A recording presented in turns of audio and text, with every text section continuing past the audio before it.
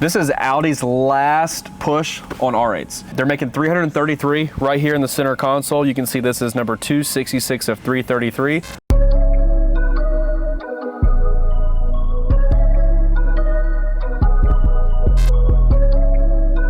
Welcome back to the channel. It's Hunter here again at All Pro. Behind us is this beautiful, not only an R8, but an R8 GT. Check it out.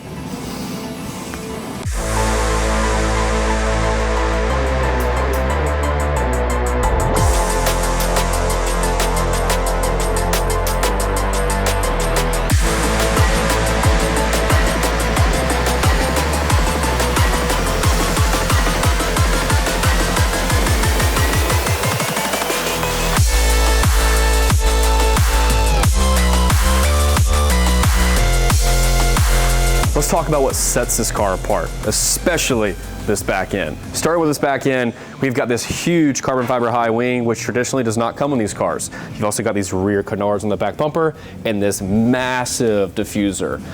So you got all these planes here, which do a great job funneling air down and underneath the car. Let's go to the front. Audi traditionally does not put a lot of carbon fiber on their products. On this GT, they went crazy. You got this splitter. Normally comes with carbon fiber. You've also got these really sick canards on the side. That's going to help with airflow down the side of this vehicle and doing a good job pushing this front end down to the ground. On the sides, we've got, the normal carbon fiber rocker panel. This is a factory piece from Audi. This is a factory piece from Audi, as well as the mirror. So traditionally, Audi does a good job doing a nice carbon fiber package on this one. Now let's talk about performance. Yeah, we've got a lot of carbon fiber in here. We also have the traditional Audi R8 / Huracan motor in here. This is a little bit different than the Gen 1 and Gen 2. This is tuned a little bit different to get you over 600 horsepower. Inside this car, you've got a beautiful Alcantara steering wheel. This gives you a nice touch, especially when you're ripping this car down the road.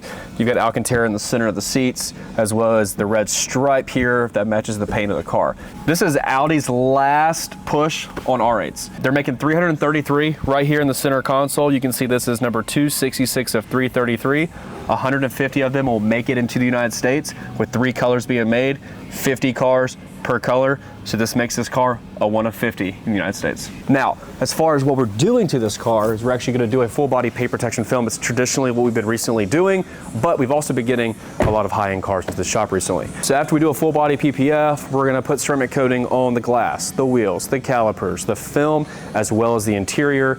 We're also going to throw some windshield protection film on this car because this customer's smart. He brings his cars to us brand spanking new.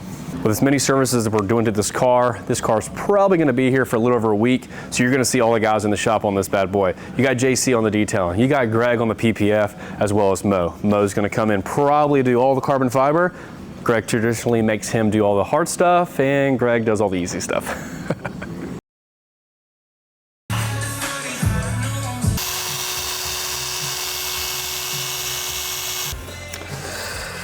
All right. Using a Rupes with a super close cell polishing pad with a 3800 Manzurnas, which is a solvent-based polishing. Just very light polishing. Remove some of the love marks from maintenance washes.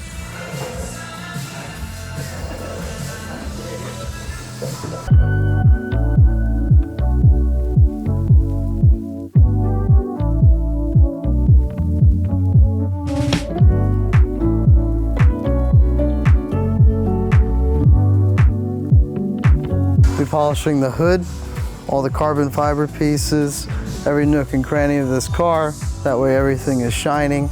That way Greg can move on and seal it all with the PPF. So with the spoiler, I prefer to hand polish something like this. Since it's got such low miles, I'd rather not take the big wheel to it, and I'd rather just use an application pad and hand polish it out.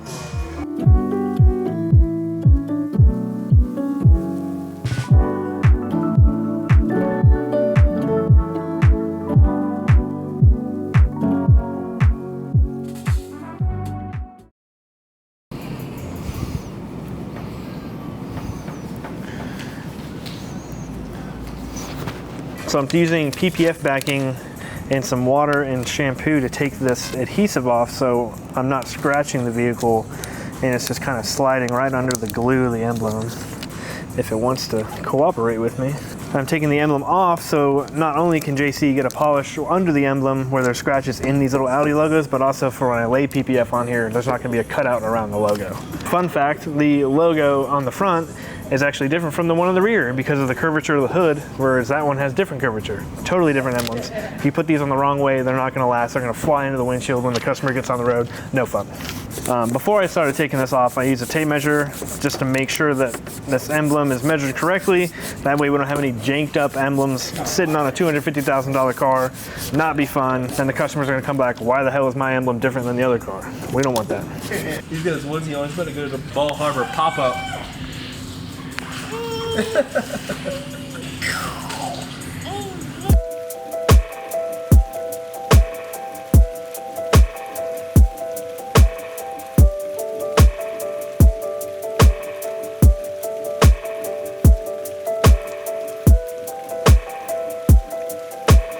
I kind of like it more without the emblem on it.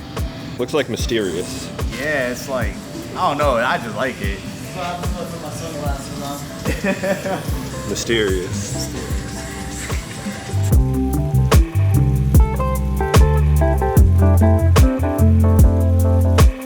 Alright, so now that the emblem's removed, we're going to polish off the spot, get it matching with the rest of the paint around it.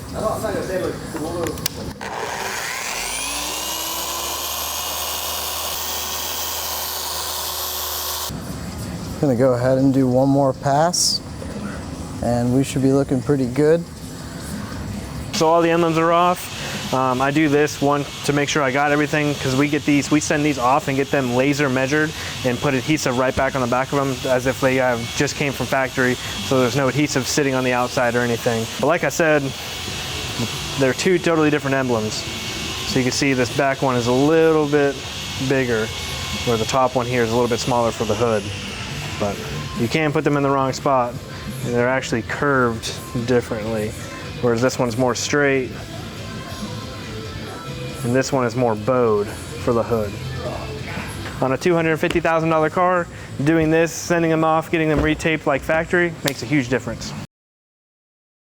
Hello, so today we're gonna start on something small for the R8. We're gonna be smoking out the tail lights. We're gonna be using Dyno Shield S-Tech. So with that, it's gonna be also protected and also smoked out with the film that we're gonna be applying. And I have it loaded up on the plotter here, as you can see. For the front of the headlights, we're just gonna use regular clear, so it won't be smoked, but it'll still have the protection that it needs up front.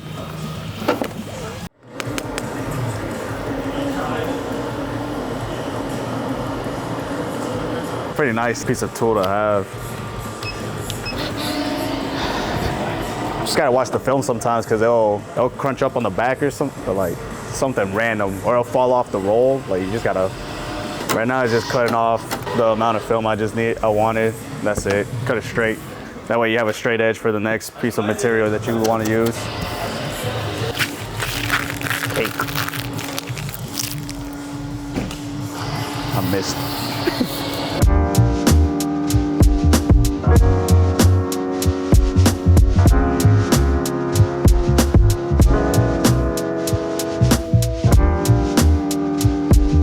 Plotter made it 100 times. The pattern that they have in the program has it pretty good, like right on. So it's making it pretty easy to install. You just squeegee and look over it and it's good to go.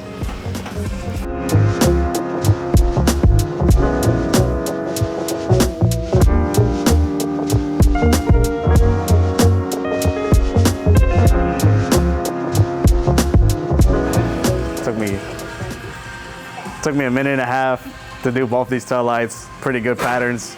It looks way better in my opinion. I think we should do the front, but you know, we'll leave that up to the powers may be, you know. For the rest of the day, be working on getting some more patterns for probably lay the carbon pieces first. A little some simple and rockers and stuff, and then, you know, a bunch of other stuff we're gonna be working on, so.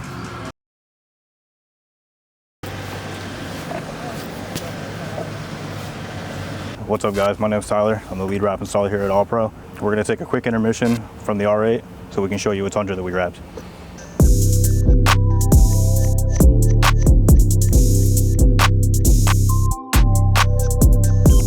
I'm Adam, I'm the graphic designer here, and we're going to be going over how we designed this all the way through to the wrapping process. All right, so he wanted it wrapped with his logo and his branding, but this is his personal vehicle, so he didn't want to go too in depth with the advertising on it. So we kept it kind of subtle, just have it across the doors here. Everything else just incorporating his colors and kind of a cool design to really catch your eye when he's driving by. So the wrapping part of this proportion wasn't super difficult, but it is difficult on lineup when you have a wrap this detailed. So when you're going into this wrap, the way that you want to set everything else up is you want to make sure that all the panels are completely lined up, so everything is smooth motion. So you can see that from the back of the cab to the main cab to the front fender to the hood all blend nicely together for that perfect finish. With this wrap design, we have each panel was designed correctly for a seamless look. So anywhere that you look on this body panel, there are no seams anywhere.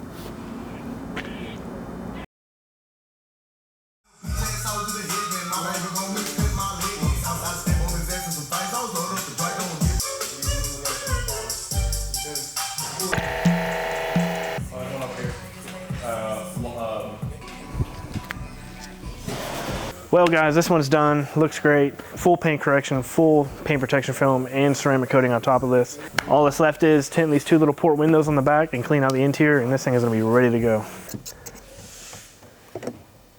You gotta be really careful. We put a little bit of tape down here because this new R8 actually has a lot of Alcantara on the inside. I actually had a little bit of issue with the window film right here, so we're actually redoing it. So I'm retaping up this Alcantara so that when the water runs down here, it actually does not get it wet. So this is basically keeping this dry.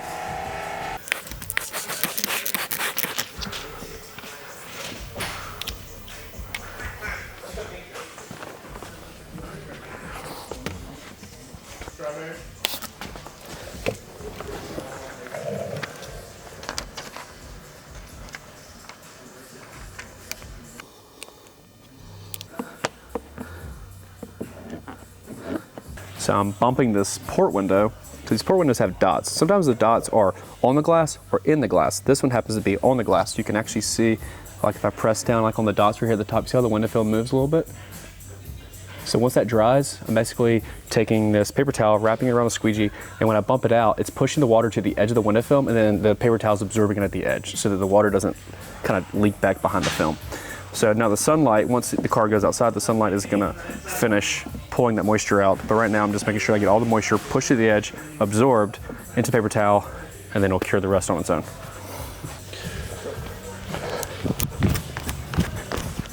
Kobe! Had to get redemption from last week. With these front doors here, we actually plot this window. A lot of shops will hand cut this window. We actually plot this window on the computer. We extend the top edge by about 1/8 of an inch. What that does is it allows us to overhang the film on the edge of the glass so that once it dries and is squeegeed out, Colton will come around and actually file shave this edge. So you can see that the window film is sitting right on the edge of the glass. It's not on the rolled edge and it's not short, so there's no light gap, but this gives you a nice factory finish. That's how a $250,000 window is supposed to look like. So I went to Chevrolet on Friday to make a couple of changes on the car. On the car, yeah, we changed the seats to the Competition Sport. I tried adding carbon fiber to the mirrors and the intake, but they said that that was rejected. So our order went from 1,100 to 2,050, and then it should go to 2,500 next, which means they're gonna pick it up and send it to production. Then once it's sent to production, then they'll accept it into production queue and give us a projected week for them to start on it. Countdown to vroom vroom. Vroom vroom. Target production week, so that once you get a TPW, then they should give us an idea once you get the car. So hopefully February, March. We are getting this car ready for pickup. Right now I'm using some high PSI air to really blow out the dust and debris out of these floor mats. That way we can clean out the inside too and get that spotless.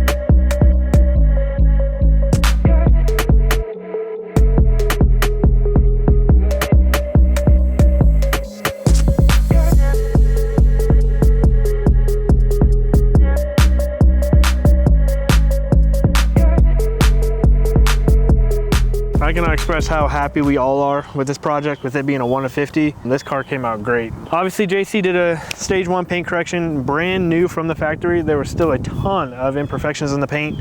He cleared all of that up before install of the paint protection film.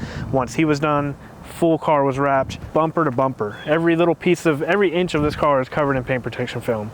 If you guys like this one, we have a ton more to come. Make sure to like, comment, and subscribe. Stay tuned for the next one. I can't wait to see what we have next.